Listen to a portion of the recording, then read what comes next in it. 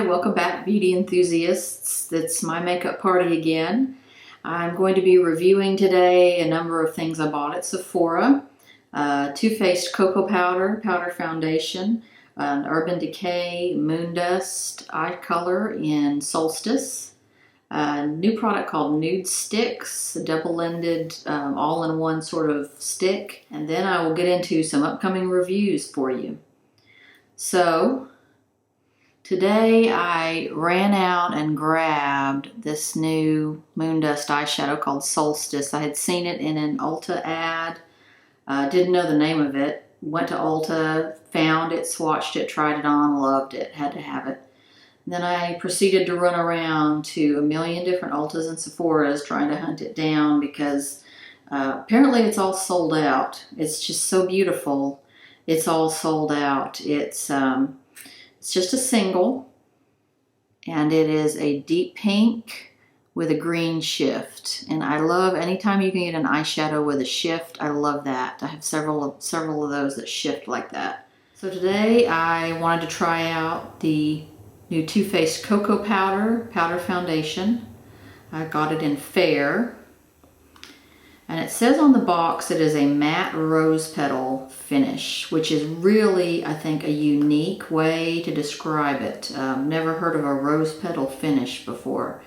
Most of the time they'll say it's either matte or it's luminous, or this is it's very descriptive of exactly how it looks once you have it on. So what I did was I took a big fluffy brush, no primer. I don't really use a primer when I'm doing a powder foundation. Took a big fluffy kind of kabuki brush. I have a Tarte one that I use. And just kind of buffed this in to my whole skin. I'd already done my concealer. Just kind of buffed it in and worked it around. And then a little bit later I built a little more over where I'm real red, right around my nose and my cheeks. And what's awesome about it, besides the heavenly cocoa smell, love it, is it has, and when I tried it on the back of my hand in the store, I noticed it had a real faint luminosity or luminousness. Not glitter, not sparkle, but like they say on there, rose petal finish. I mean, it looks, I don't know if you can see any kind of luminous. I put it like right here. Any kind of sort of rose petal finish, but it went on. It is matte. It is definitely matte, but it looks like my skin. It kind of just soaks in somehow, and it just looks like my skin, but I don't have all the color imperfections that I would have if I didn't have any foundation on. Very lightweight, and as much as I put on, you can barely tell when you look in here. So I think this is a great product. This may be a new alternative for me to my usual IT Cosmetics Illumination one.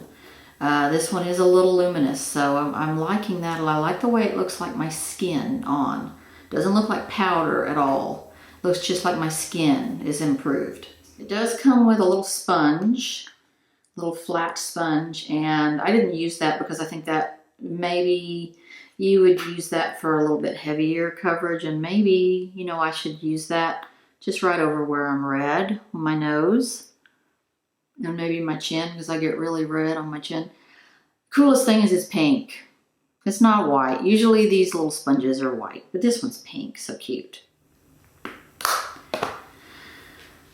So next, I did my eyes with this new Moon Dust Solstice Urban Decay. And all I did was dip my finger in it just the tiniest bit and then just start patting it on my lid.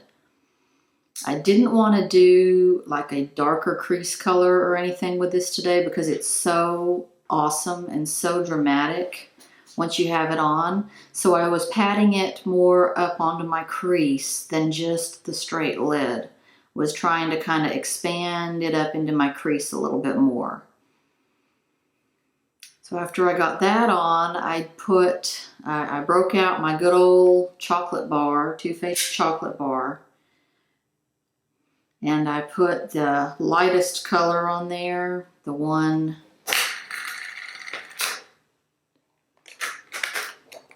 put the lightest color on under my eyebrow called White Chocolate. And then I went back and blended between the highlight and sort of where the Solstice ended. In another color from the chocolate bar, Champagne Truffle. It's a pink, very pale pink shimmer. Has sort of a gold shift to it, or a champagne shift. Blended that through a little bit. And then I did a purple liner. I just did, I had to keep it sort of in the Urban Decay family. I have a double-ended Urban Decay 24/7 set. It's called Naked 3. One is called Dark Side and the other end is Black Heart. I used Dark Side under my eyes. It's the lighter of the two in this double-ended thing. It's a purple. And then I did just a cream liner, cream gel liner on my top lid that I have. It's from Lorac, and it is called Plum. So love this eyeshadow. Different, just so different. That's why I had to have it. Even out of the Moon Dust collection, none of the other ones were this special. They didn't have this cool of a shift to them. And I didn't have horrible fallout. I figured even, you know, and what I tried to do also was I tried to really just touch it on. I tried not to rub, but to just touch it, pat it on, and that seemed to really help the fallout. I expected there would be a lot more.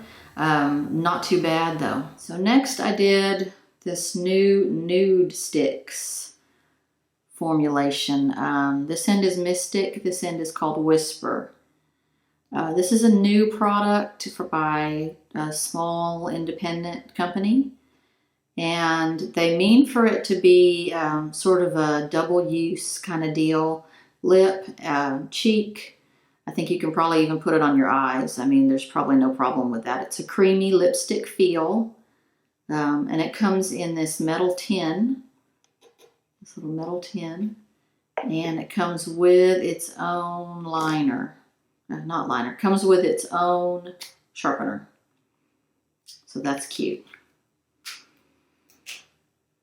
So I started out with my contoured and highlighted face, and then it says on the directions to take whatever color you're going to use as a blush and draw some little lines on your cheeks, and then start smearing them around.